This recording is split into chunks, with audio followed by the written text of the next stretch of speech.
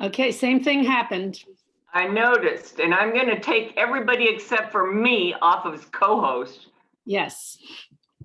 Because when I tried to rejoin, and that's why we had to talk about it. I saw that anyway.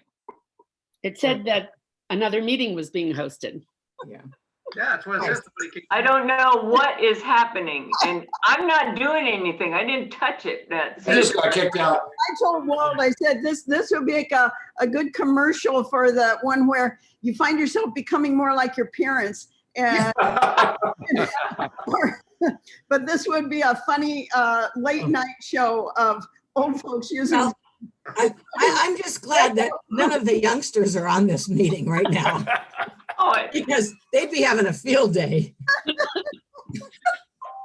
I want all of the co-hosts not to touch anything, okay? Not me. Yeah, no, I know you didn't do it. And I don't know if it just, anyway, I don't know what happened there. This is scary. We I better thought move Grace on. was being co-host very often, and Grace usually runs, it's a long story. okay, I'm not, I'm just going to say maybe this is too much for you to do with Grace, don't mess with anything, okay? It wasn't me. I didn't touch anything. I was. I didn't either. You missed, Kathy, you missed all the excitement. I'm I'm worried going that to start the meeting and try to run a meeting, okay? And sorry. Well, what fun is that? I know. Jeez. Glenn is our greeter today. Glenn, let's see. We have Peter Keller is here and Sean's back. Nice to see. I tried to greet people, but I couldn't get a word in edgewise, so I I stopped. know. Hi, Glenn. Oh, hi. If I ever figure this out, it would be good to make the greeter a co-host so they could pop from room to room, but we have to have directions and instructions and training anyway. Maybe that's not such a hot idea. Wouldn't be the first thing I thought was an idea that wasn't so hot. Thought for the day is Anita. Okay, hi, folks. Oh, wait. Okay, Hey. I'm sorry. I thought I was muted. I have two quotes. The longer one is a quote that Senator Cory Booker from New Jersey recently said. And I'm going to read it slowly because I think this is amazing. Never let your inability to do everything undermine your determination to do something. The opposition of justice is not injustice. I'm sorry. The opposite of justice is not injustice. It is inaction, indifference, apathy, and ignorance. Amen. So that's why it's wonderful to be a Rotarian, because we're not trying to do everything. Anyhow, so that's why I thought it was appropriate. And then I just came across a quote by Garrison Keillor, and I guess I'm just feeling this. I'm feeling this quote nowadays. You get old and you realize there are no answers, just stories. Very good. Thank you for that. Announcements. John. I could use greeter and thought for the day for next week. I can be greeter. Thank you. I can do thought for the day next week. Sean here. If Oh, possible. thanks, John. I'm on a commute right now, so I'm off video and muted. But I Okay. can do everything in my car That responsibly. would be great. Thank you. I lost contact. So who was greeter? Greeter is going to be Jean, and thought for the day is going to be Sean. Yeah, just a minute.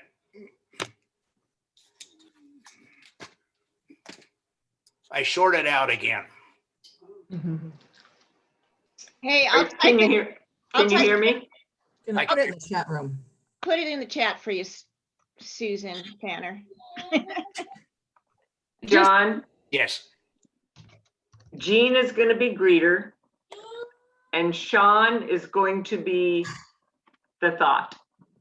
Excellent. Thank you. Okay. Did everybody see Grace's new name? Yes, I just saw it.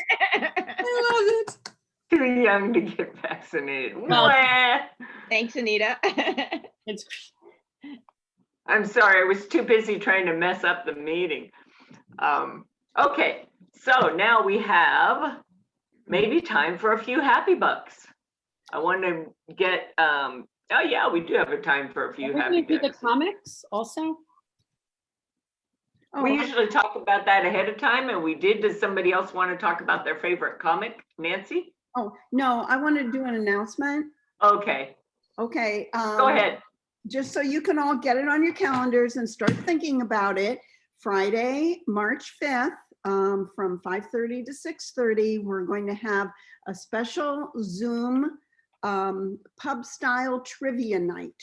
And this is going to be a fundraiser for the Rotary Foundation. You'll pay an amount to register, and that will actually be your donation to the Rotary Foundation.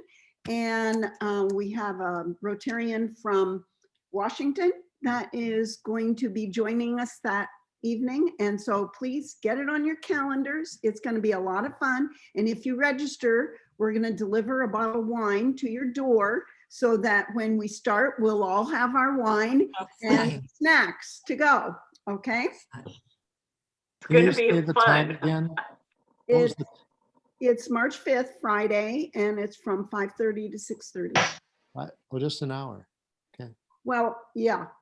Well, probably the trivia part goes an hour, but you know how, Actually, That the trivia goes can happen. 45 minutes, and then there'll be a little time when we start and then at the end too. So Nancy, Think will that- there be other means of raising money besides the registration? Is it tied to the trivia? Well, you'll have a chance to donate if you would like, in addition to your registration fee. Oh, Absolutely. But you're not going to get fined or anything like that. well, I think people that win the trivia or Yeah. get the answers right should be really happy. Really happy. Yeah, with Happy We Dog. can always get Doug Yeah. Mozan there to drive up. He's pretty good at that, Lieutenant Vaccinated. show off. Yeah. Really.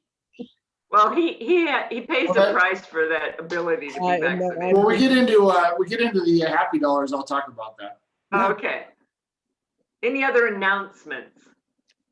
Well, I wanted to show off a comic. Okay. And because I was being disconnected repeatedly and not allowed back. Okay. I feel like I've been stomped on. Jeez. So this is something that when we get back to real life, if anybody wants to borrow it from me, they can.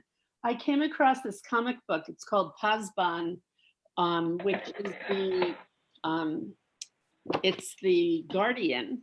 And it's a comic book that has gotten a great deal of distribution in Pakistan to try to help youth make choices to counter violent extremism.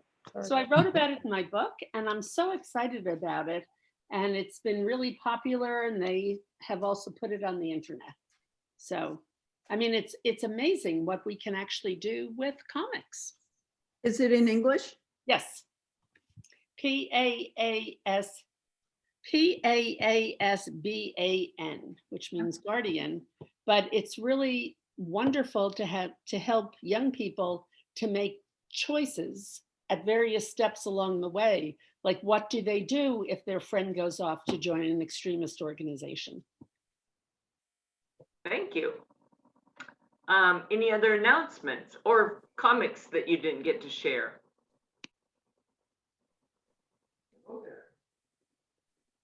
Kathy, what's our next fundraising focus? Gotta let you say something. We are going to be focusing on the homeless projects with Susie and Grace and Deanna working on that to get it up and running. And they were putting in so much effort that I thought it wasn't fair to only let it run for a week. So we're going to go with the whole month of February for the homeless projects to be getting the emphasis. And then we'll start with, in March, the international focus. But if you choose to support Aid Africa today with a donation, you're more than welcome to do that on your own. Awesome. We have lots of good, I just signed up with Susie to deliver meals to the homeless girls. And I think my first one is coming up next month, where you go they give you a budget and you go get some food for them and you take it over. I can't wait. It's going to be fun, Susie. Thanks for letting me do that. I just want to add, Nick Licavoli has been major on that campaign too. And I also want to add the announcement that, of course, today we have food boxes and hope to see many of you there. That's right. Thank you. And I delivered school supplies from Downtown Languages last night to several families. I think several other people did too. But it was really lovely because one of the families I went to last night, I will see this afternoon because they're one of my food box families. Oh, nice. Yeah, so it's It's nice a to small have world. Mm-hmm. They're pretty much a first name basis now. So. Anybody else have an announcement? Hi there, Sean Hi. here. Just have a quick one. Heritage Distilling is a company I do some consulting with, and they just put out an announcement for shareholders that they have a ton of hand sanitizer and they're willing to donate it to charitable organizations by the pallet load. I had bought some and sent it to the Dominican Republic and Nigeria when we did the last mission. They're only asking to cover the cost of transporting the pallet from our Gig Harbor location and potentially bring it down to the Springfield warehouse. So it's a pretty substantial one that I think would be a great impact for the cardio start and the medical mission, and talking to Aubin prior to this. So I'll find out more and get back to you. Probably just a couple $300 of pallet cost to get it down here. But it's Wow, worth a few that's thousand. amazing, Sean. Thanks for that. And I wonder if our food, we can't use a whole pallet load for our food project, but there might be some local need there too. Yeah, Oh, absolutely. Yeah. Sean, did you have any issues shipping it, the liquid overseas? No, it's all FDA approved. We're the highest quality one that's out there. And Aubin, he thanked me. He said it would definitely be of great use. And these are all 750 milliliter bottles that we have it in cases of 12. So you can imagine a full pallet of that size. It's a huge amount. So I've reached out to corporate, and as soon as I find out something more, I'll loop back with everyone. Sean, I'm one of those people that I can't visualize 750 millimeter. How is that, like a pint? Huh? We're actually The wine bottle. A wine it's bottle. a wine bottle. Okay, thank you. We're using it's a fifth of liquor that we've rebranded for sanitizer. Is it drinkable? Except it Picture a tastes like whiskey shit. bottle. That's a dangerous thing to tell this group. It's got peroxide in it. It tastes like crap. It has bittermint in it, so you can't drink it. John, are you in contact with Aubin? I sure am. I reached out to him just before this meeting, and I'll as soon as I find out more for what the need is over there and potentially local, I'll send in a summary to you, Chris. Is that the best area? And That would be great. Talk about it next week. If anyone's interested in it, Susie, someone from the food boxes, just let me know. I'll forward it to Camille and Susie are the two right off the top of my heads. But if there's somebody I'm missing that could be using it, let me know. John Yapel, do you have something you were gonna say? I'm trying to figure out if my microphone works, and apparently it does. It does. And I think that's a brilliant idea on the hand sanitizer, and I'd be happy to pay $100 toward the freight costs. Whoa, that's awesome. That's it. That's good enough. Gary Brown, what's going on at the Springs?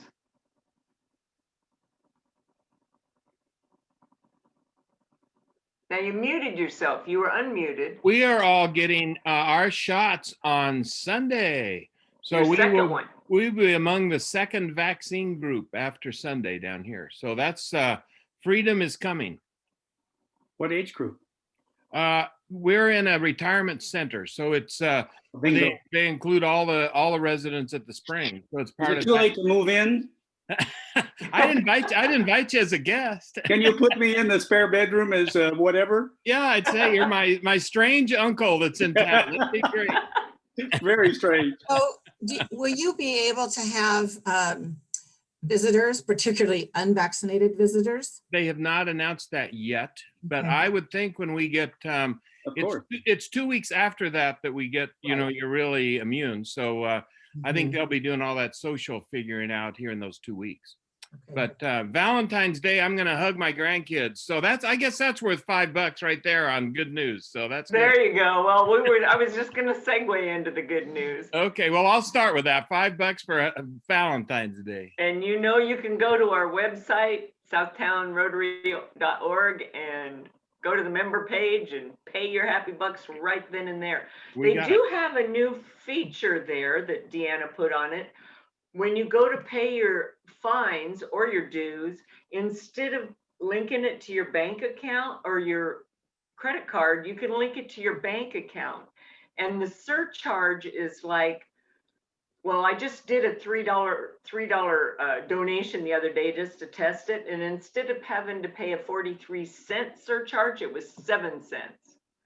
So it's a lot less of a surcharge because it just comes out of your checking account. And if you have online banking, you can do that. So look for that. It says either credit card or bank transfer. And it defaults to credit card, but you can do it for a bank transfer. It's pretty cool. It's the new technology, sort of like breakout rooms. Yeah, that was wonderful. And again, I'm glad the I'm- younger people are not here right now.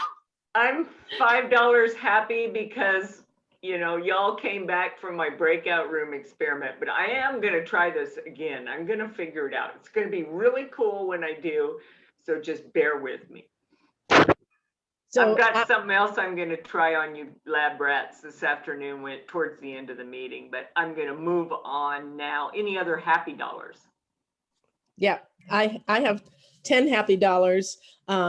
Nick turned over to me a number of additional videos that were done several months ago, but he has created some like promo videos and they're really spectacular. So I think maybe I'll put the Google Drive link in the spin-off so people can go in and look, because there's a lot of them. How long are they? They vary in length. Some of them are like 5 minutes. Some we're going to put at least one up on the website for our promo that's under 2 minutes. Well, you should let me know and show them at one of our weekly meetings, or show one every now and then at a weekly meeting. Okay. Don't you think? That would be kind of cool. Yeah. Might as well promote to ourselves how cool we are. Yeah. Good work we do. Yeah, and 15th night especially was thrilled with the videos that they'll be able to use them for their own use as well. Right. So how long are they? Are they, is this something we can post on our Facebook page? Because if they're under 5 minutes, then I think we should put them on our Facebook page. Yep. The more people that view them, I mean, we might as well cast a wide net. Yep. How happy were you, Susie? I don't remember hearing. 10. Okay, that's pretty happy. Anybody else happy? Oh, I see. Doug's here. You already paid. That's pretty good. What'd you pay for? Yeah, I gave 10 happy dollars for getting my second vaccine shot. I'm pretty thrilled about that. All right. It's good that we're getting our first responders squared away. Almost everybody's participating. There's a few that aren't, but maybe we'll manage that with herd immunity. So good deal. I talked to one of my colleagues in Garden Grove, and they just lost a lieutenant to corona, and another one is in a coma, I guess, and they have a number of officers who have gotten it twice. So I'm real happy about not necessarily being in that bracket. Yeah, no kidding. I actually have a question for Doug on that, and it's actually in response to Gary too, because it's a two-shot sequence. Doug, did they tell you how effective the first one is? I think you have to wait for the second one, don't you? Yeah, supposedly it's 85% effective, the first one, and the second one pushes you over the edge to the 95. But supposedly just one is pretty damn good. Yeah. Okay. Okay. Um, Other happy dollars? John, are you waving your Yes, hand? I am. I put a greenhouse in last January. That's I what don't I'm seeing. see all this, but I have geraniums, Myers lemon, tomatoes, 30 onions, all doing fantastic. And for that, I'll contribute 10 easily. Oh, good. Thank you. That. I was wondering what we were seeing there. I saw you walking around with your computer. Any other happy dollars, or should I go on? Let's get our program going, because I need to wrap. I need to take the proverbial microphone back at 5 till 1 to finish things out. But I do have a Rotary trivia question, and I'm sad to see that the answer isn't here today. Of our current, and for the answers, what you're going to do is you're going to get in the chat box. I'm going to be watching the chat box to see who comes up with the correct answer first, okay? Let me take the participants off. Okay, here's the question. Of our current members, which man joined first? Make sure you're making it to everyone. Which man joined first of our, somebody said John Fanner. Bill Slattery, nope. Dick Briggs, no. John Brown, no. Jay O'Leary, no. Bert Topple, no. You're getting closer. Steve Hutchinson, no. You guys want to know, or should I just let you keep stabbing it, go through DAC-DB and put everybody you can think of in there? Give us a hint. Dick Hulse. Kathy Hopper just got it. Oh, Dick Hulse. Yeah. Good job, He Kathy. joined in 1977. So he's our longest standing male member. He's our only surviving charter member. Yeah. So anyway, that was the answer to that question. So let's see. Next we have, I'm going to turn it over to Kathy Hoffer to introduce our program, who's been waiting patiently. Well, somehow I didn't realize I was doing the program today. We made that agreement on the phone and we were doing 10 other things at the same time. But it's called juggling. Wait till you're president. Okay, I'm president. This is training for presidency. So I know that Irene and Peter are well known to many of us because we've been in support of the Aid Africa program for many years. And I also know that several people in our club took a trip to visit the Aid Africa program probably about 10 years ago, or maybe it was even before Aid Africa was Aid Africa, because that was a more recent naming of the program. So I'll turn it over to Peter and Irene right now, just because I know they have a really good program ahead. Well, good afternoon, everybody. Thanks for inviting us. My wife, Irene, I am executive director of Aid Africa, and I've been visiting your club every January now for at least 10 years. We go to the Ethos Conference. It's all about stoves in Seattle every January, but this year it's also virtual. So I'm glad to visit you at least all virtually. So I'm going to share my screen now. It says disabled. I need to share my screen. Okay, let me see. It must have been when we popped off. I'll be a co-host again, I think. Okay, let's see. Irene, where's our? You're still Irene, right? Right. Share screen. Well, I can't find you on here. Let's see. I'm here, really. I know. Oh, there you are, right up there, right at the top. More. Make a co-host. Yes. Now try it. Okay, let's try it again here. Okay, Hey, that worked. there we go. And let me, I have to go to, slideshow. Play from start. There we are. There we go. So, yes, as I'm saying, I'm executive director and been visiting you guys for years. So I'm going to tell you some of the stuff you already know, but I've got some new stuff too. So I'll just start here. Our mission is saving lives and rebuilding sustainable communities to create a hopeful future for the rural poor in Africa. And we work in Northern Uganda. And here we are here, and here we are. There's Uganda over there in the middle of Africa. It's right on the equator. And it's on the shores of Lake Victoria, which is the source of the Nile.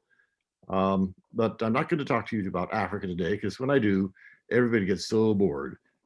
Instead, I'm going to talk to you about the people who are there, and that's why we're there, is to help the people. And there's young people and old people and all kinds of people, just like here. They want the same things we want. They want a place to live, food, love their family, less stress, more fun. And all these people have stories to tell. So we'll move along. I want to tell you a little bit about what's happened this year with the COVID lockdown. What happened is the Ugandan government locked down the country on March 18th. And that means there were no public gatherings. All the businesses were closed except for the food stores and pharmacies. That means everybody was out of work. They had a curfew from 7 at night to 6 in the morning. If you're out after curfew and they caught you, they would beat you severely. It was not a nice time. And no public transportation. Well, most of the people get around from city to city. There's no buses, only 3 passengers in the car. Motorcycles could not have any passengers. So those people who were in Gulu on business and returning to the village, they couldn't.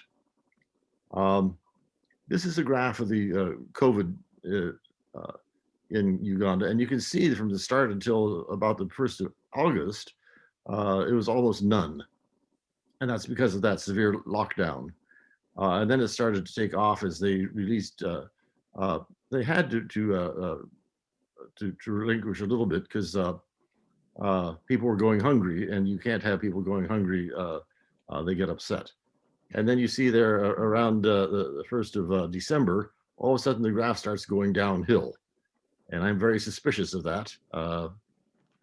The government has sort of given up. They've said, okay, everybody go back to normal. And so the staff tells me, yes, people are dying, that they're just not being counted as COVID deaths. So we'll watch that and see how it goes in the future. So yes, oppression works, and things are very calm and quiet as long as the police and the army are out. And as they would beat people, and a couple guys on a motorcycle were shot. But you know, when you're starting to go hungry, oppression doesn't work. They were showing up at the members of parliament's homes demanding food, and so that's when they had to release some of the restrictions. For Aid Africa, what that meant is that we had to stop most of our projects. We weren't allowed to have our vehicles out. The big trucks, we have a dump truck, and that was allowed on the road, so we could actually get out there. But we did keep paying our staff and volunteers, and we just had to find other ways to work around.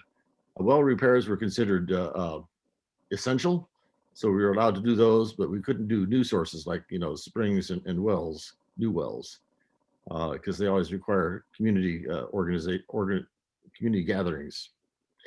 We had 40,000 trees to distribute, and I was worried about those because they were getting big and they were sitting in our nursery, and oh dear.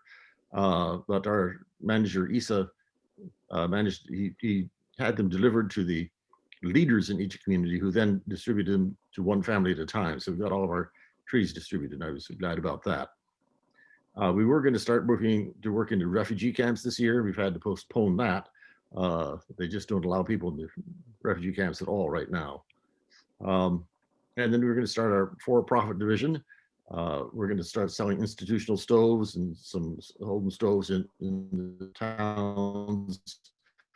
And ISEC is insulated, and that will be a product again for sale in town. It's be too expensive for people in the villages to buy. This is a picture of a typical institutional stove, and it's good for schools, orphanages, and hospitals and such. And there's a big demand for that. Right now, they just use the open fires and they burn up tons of firewood. And when these stoves get going, they can be 80, 90% efficient. So they save a lot of fuel and put a lot less carbon dioxide into the atmosphere. So we're looking forward to getting those out on the market. So now, why are we in Northern Uganda and what are we doing? As you mentioned, Ken Goyer, who is a member of your club, went to, he had developed the rocket stove along with his friend Larry Winiarski, who lives up in Corvallis. And Rotary International sent him around the world on a stove demonstration tour in 2004. And he came to visit me. He said, of all the places I've seen in the world, Northern Uganda needs my help the most. And he turns to me and said, you want to go with me? And so I said yes. And so in 2005 is when I first went with Ken to Uganda. And I kept teaching. I didn't get to go. Right. So we started Aid Africa in 2006. And the people there were all in IDP camps. IDP is internally displaced person. The same as a refugee, but someone who has not crossed an international border. They were refugees in their own country. But there had been some rebel activity and that stopped. And so they were able to return home in 2009. So they're back in their villages and we've been helping them reestablish their lives in the villages since 2009. And that was the year I retired and I was able to go. Yes. So this is our staff.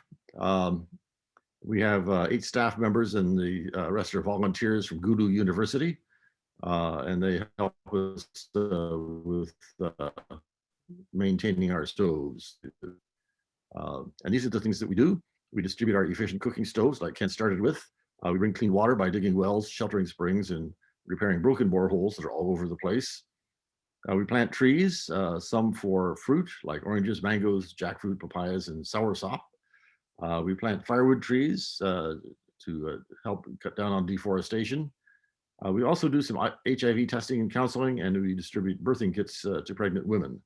So that's what we do. And so let's talk about them and tell you about what's going on. So our water project, this is a typical open spring. It's out in the middle of a field somewhere. You can see what's going on here. The woman on the right has her jerry can there, 5-gallon jerry can. She's filling with water to drink. The woman on the left there was brushing her teeth and now she's washing her feet. And they've also done some laundry there, you can see. It's out in the middle of a field. There's no fence around it or anything. So yes, the cows and the goats can go right down there and pee and poo in the water, and it is not clean. Do they really drink this water? Well, of course they do. They have to. Every family needs water every day.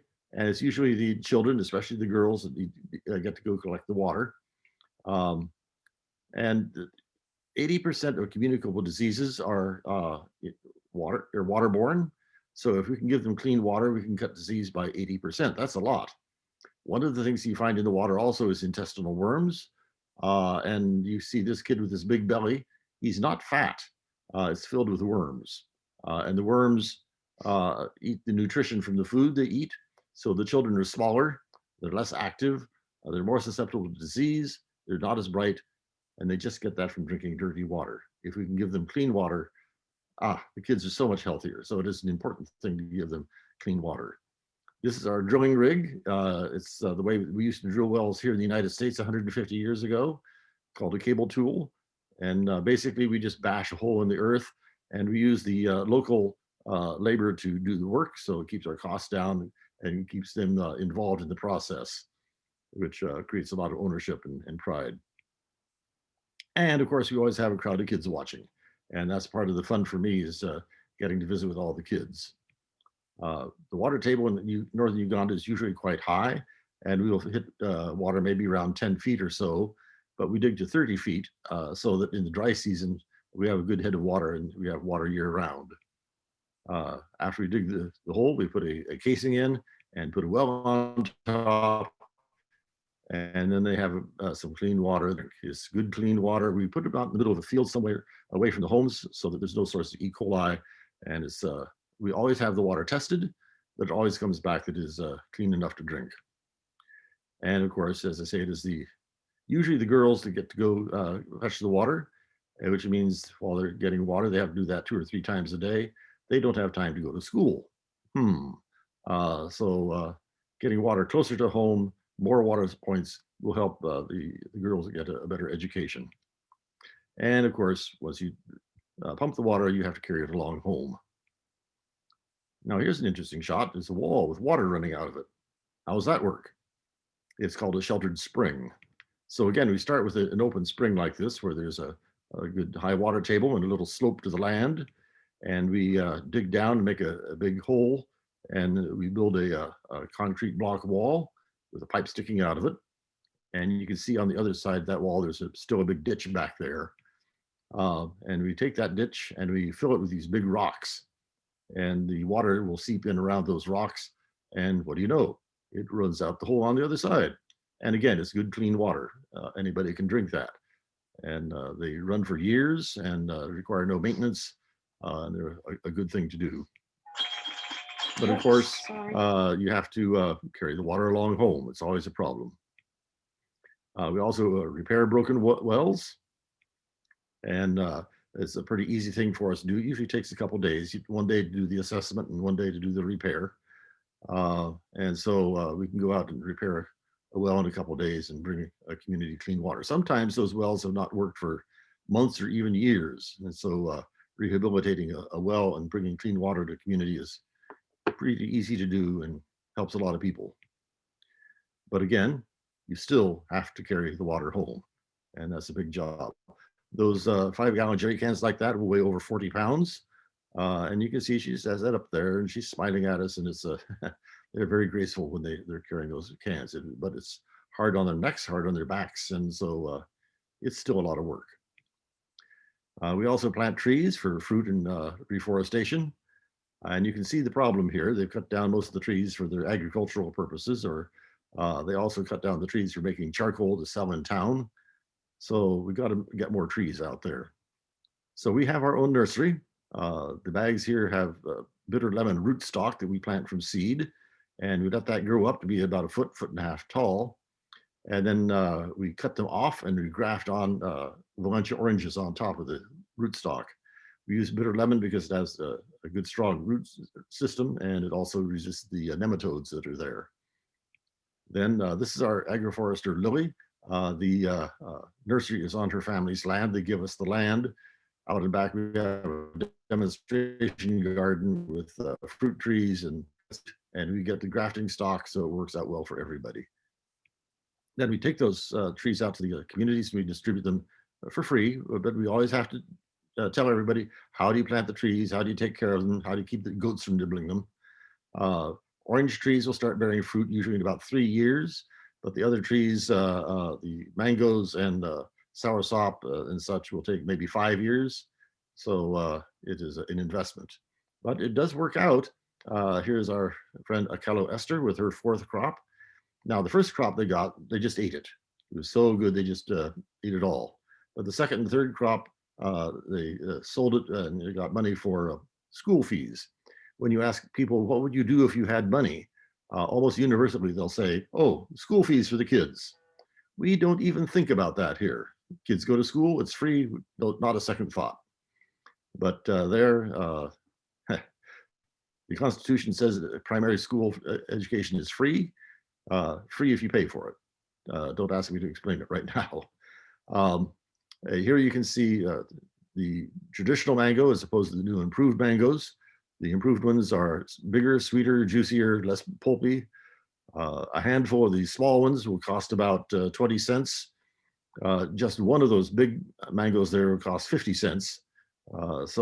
And you get 2 crops a year instead of 1. So people love to grow those improved mangoes. They've been very successful. And we also plant trees for firewood. Some of the trees we grow will grow 15 feet a year. We work with another organization, Trees for the Future, and they tell us that If you give a family just 4 trees, that will give them enough firewood to cook with.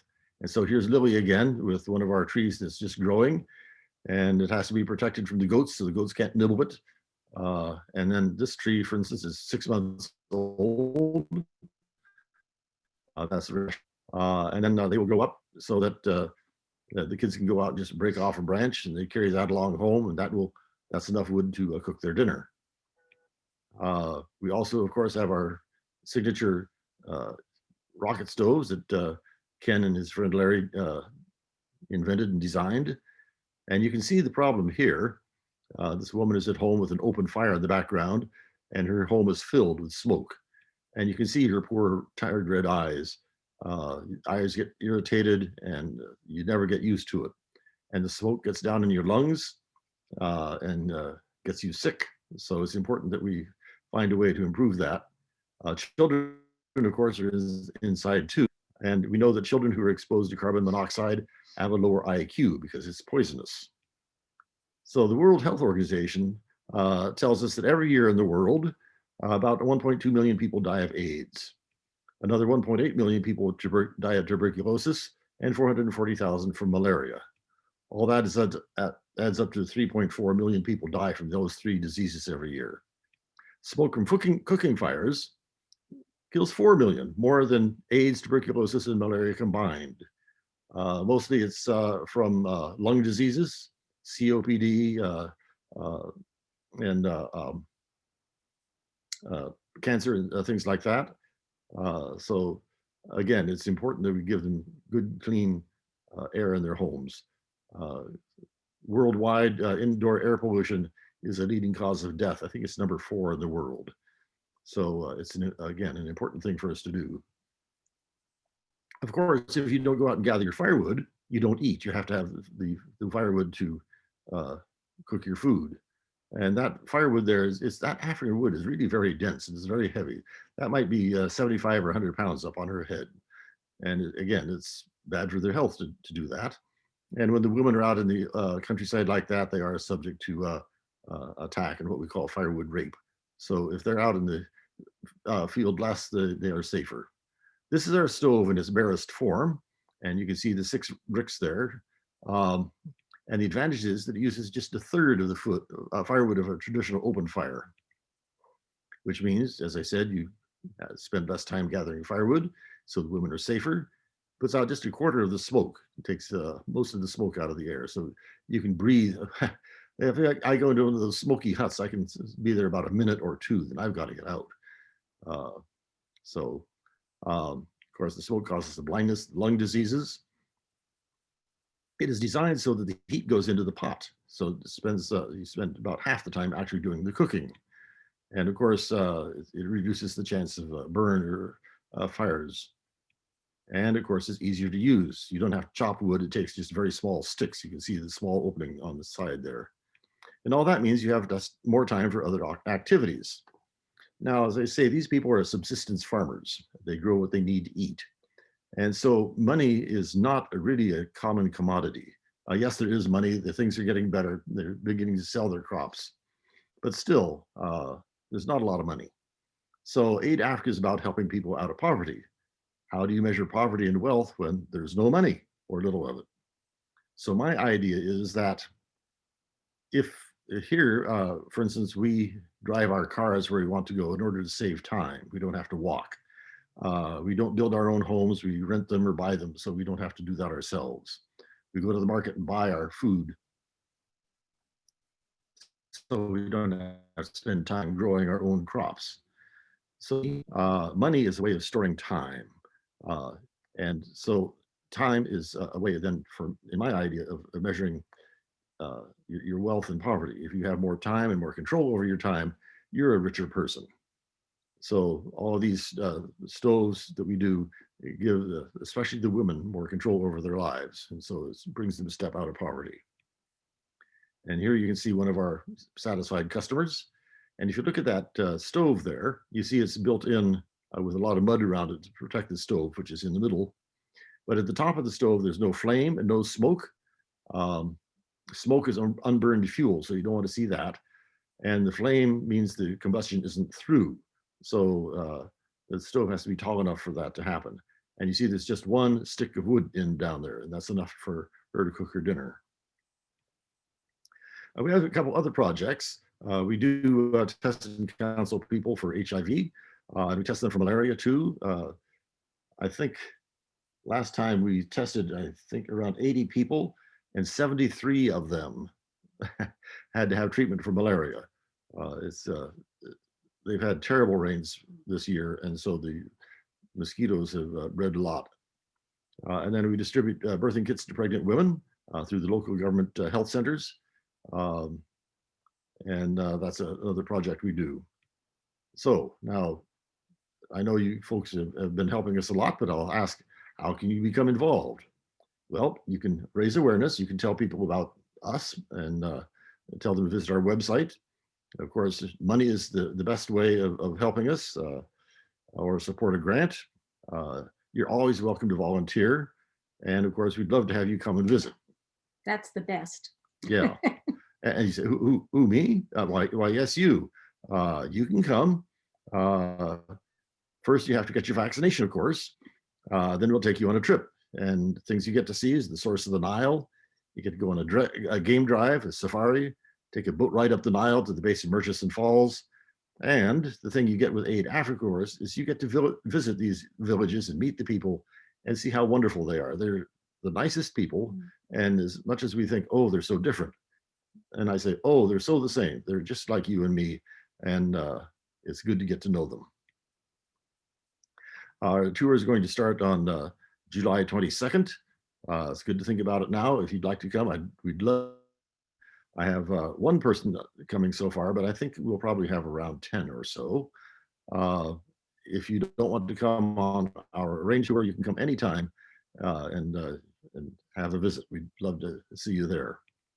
So in the local language there, they say Apoyamatek, means thank you very much for helping us. And stop share is here. There we are. There we are. Thank you. I think you're muted. Thank you so much, Pete. That was just wonderful. I had a few questions about things that I know that we contributed to way back when you were just first getting started.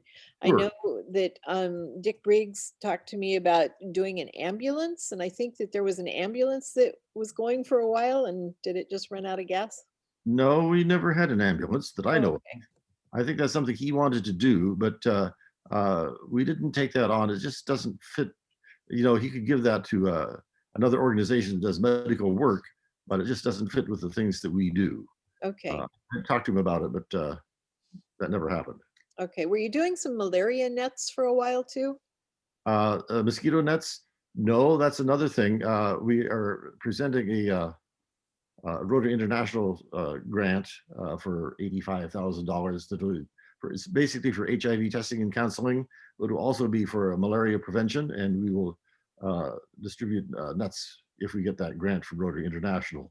Oh, great. I'd hope to have it by now, but we of course work with the Rotary Club in Gulu, and they are not so well organized. So they got the assessment done, but they sort of stopped. So I'm hoping now we can get another grant submitted by the 1st of July for the beginning of the Rotary year. So I have a couple questions, Sure. Peter. How long is the trip? How much does it cost? There was another question. And do you generally take a trip once a year? As for me, I usually go twice a year. I usually go in April and May, then again in July and August. I find most people like to go on the tour in July and August, but I'm not going in April this year because I don't have my vaccination yet. But starting next year, I'll be going again. And you're welcome to go with me whenever I go or when I don't. The tour itself is 14 days, but it takes about a day and a half to get there on the beginning, another day and a half at the end. So it turns out to be more like 18 days. We'll leave on a Tuesday, so we get there on a Thursday. We also we support an orphanage in the city of Jinja. That's the Pearls of Africa Children's Home. And Rosette, who is she's the Rotarian who met Ken when he first went to Uganda in 2004. And she had volunteered at an orphanage in South Africa and told Ken that's what she wanted to do. And so Ken said, well, why not? I'll help you. So he helped her start the orphanage, and we have 29 children. We've had about a dozen young people who have graduated and grown up. So that's another thing you do on the tours. You get to go visit the kids. That's one of my favorite things to do. The price of the tour is $3,500. That includes everything. You show up, and it includes meals and hotels and transportation and park admissions. So all you have to do is enjoy the trip. They have to do their airfare. Oh, yes. And you have to get your own airfares. Yes, Yeah. sorry about that. What does the airfare typically run? I know it changes a lot. If you go in April, it's around $1,000. Even I've had those 850. When you go in July, it's more like 1,400. Okay, thank you very much. Be glad to have you. Other question. One more? Yeah, what's your website for donations? Oh, aidafrica.net/donate, or you can just go to aidafrica.net and click on the donate tab. Find it. Thank you. Well, thank you once again, Peter. If you stay after, sometimes people like to linger and think of a question that they forgot to ask. I'll go ahead and wrap up the meeting so that we are honoring our people's time. I have a quick poll for you that I want members to take and give me some feedback about how you're starting to feel and think about in-person meetings again. Just a quickie, and we'll, I'm gonna launch it. You should see it. And as you return, go ahead and click on the answers, any number of them that you want to. And I'll show you the results. Can you see it?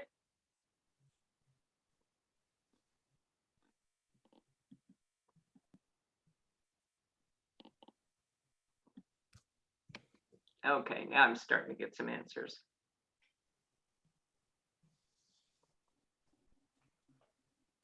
Are you only allowed to click one? No, you can click as many as you want. Oh, shoot. Oh, I thought you had to click one.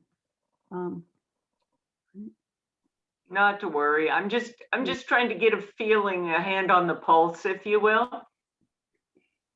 I'm going to give you about 30 more seconds, and then I'm going to stop it just because of time. Kathy, you are announcing next week's meeting program, so heads up. Okay, 5, 4, 3. Oh, I got everybody. Okay. So I assume on the one that said right after the vaccine are distributed, that it would be maybe 2 weeks or so after that. Yeah, I just wanted to, okay, so most of you are eager to get back to meetings is what this tells me. You can see the results, can't you? Yeah. Okay. That right after the vaccines are, yes, I should have said given instead of distributed. People want to stay at the Vets Club. Looks like quite a few people want to look at hybrid meetings, and some socially distanced, weather permitting. So anyway, I thought that'd be kind of fun just to see what everybody's feeling like. Next week, our theme is, I don't know yet, so I'll let you know when I send out my email. Our program next week will be introduced by Kathy. It's Cheryl Balthrop of the, nope, sorry, wrong one. Is our own Don and Deborah Steele will be talking about the Rwanda English Project. So they'll bring us up to date with what's going on. And we're gonna visit Africa again. So Peter and Irene got us started, and we're gonna go back next week. So with that, any other final announcements before I adjourn? Okay, well, stick around and keep, oh, Peter, go ahead. You have to unmute Are we yourself. doing the polio for them? Polio vaccines for the Kellers? Oh, yes. In your honor, thank you, Kathy. In your honor, Irene and Peter, we will be donating 10 polio vaccines because you came and spoke to us. So thank you for that.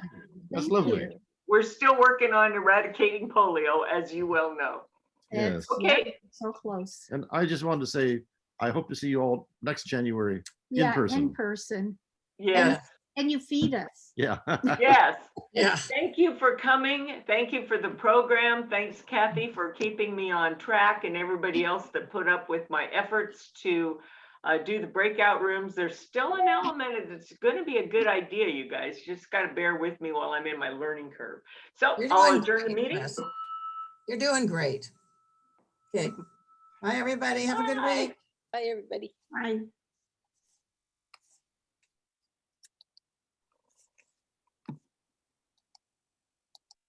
Looks like everybody. Well, it looks like everybody's fading out on us. Yep. Yep.